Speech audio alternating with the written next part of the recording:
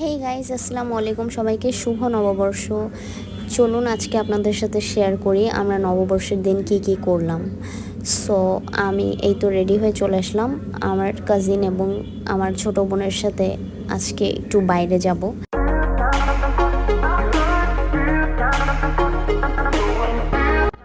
So আজকে আমরা চলে যাচ্ছি ধানমন্ডির রবীন্দ্র সরোবর। আসলে ছোটোবেলার থেকে পয়লা বৈশাখ সেলিব্রেশনের জন্য রবীন্দ্র সরোবর না গেলে না মনে হয় পয়লা বৈশাখ ইনকমপ্লিট। তাই স্পেশালি আমি পয়লা বৈশাখে এই প্লেসটাতে যাই। এখানে ডিফারেন্ট টাইপের একটা ভাইব থাকে পয়লা বৈশাখের। সো যাওয়ার সাথে সাথেই দেখলাম ওখানে আলপনা করার জন্য অনেকগুলো ভাইয়া আপুরা দাঁড়িয়ে আছে। তো ফার্স্টেই আমরা আমাদের হাতে আলপনা করলাম, কারণ আলপনা আমার অনেক বেশি পছন্দ ছোটোবেলার থেকে।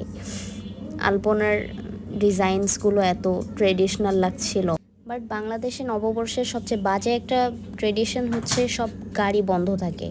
এদিন তো ওভার অ্যাভেলেবল ছিলই না, আর রিক্সাও আমরা খুব কষ্টে পেয়েছি। রিক্সাও ধানমন্ডি 32-এর দিকে নামিয়ে দেয়, তারপর থেকে আর সামনে রিক্সাও যাবে না। আর প্রত্যেক বছরের মতো এই বছর রবীন্দ্র সরোবরে এত ভিড়, মানুষ হাঁটার জায়গা পাচ্ছে না, এরকম ভিড়। বাট আসলে পয়লা বৈশাখে ভিড় না থাকলে আবার ভালোও লাগে না। তো আমরা দেখছিলাম আশেপাশে অনেক মেলা বসেছিল, অনেক চুড়ি বিক্রি হচ্ছিল, ফুল বিক্রি হচ্ছিল। তো আসলে আমরা তিনজনই হাতে এত চুড়ি পরেছিলাম আর চুড়ি কিনতেই পারিনি, তারপরও চুড়ি কিনতে ইচ্ছা করছিল।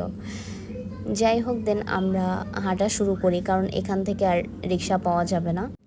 দেন আমরা চলে আসি ধানমন্ডির 7 নম্বর ক্যাফে সোই 7। এই রেস্টুরেন্টটি ধানমন্ডির 7 নম্বর রোডে হাউস নম্বর 28 লাইফস্টাইলের অপোজিটেই অবস্থিত। রেস্টুরেন্টটা খুবই অ্যাস্থেটিক লাগে আমার কাছে। এর আগেও আমি এই রেস্টুরেন্টে এসেছি, বাট আজকে স্পেশালি আসা কারণ শাড়ি পরে এরকম একটা অ্যাস্থেটিক প্লেসে ছবি তোলার খুব ইচ্ছা ছিল।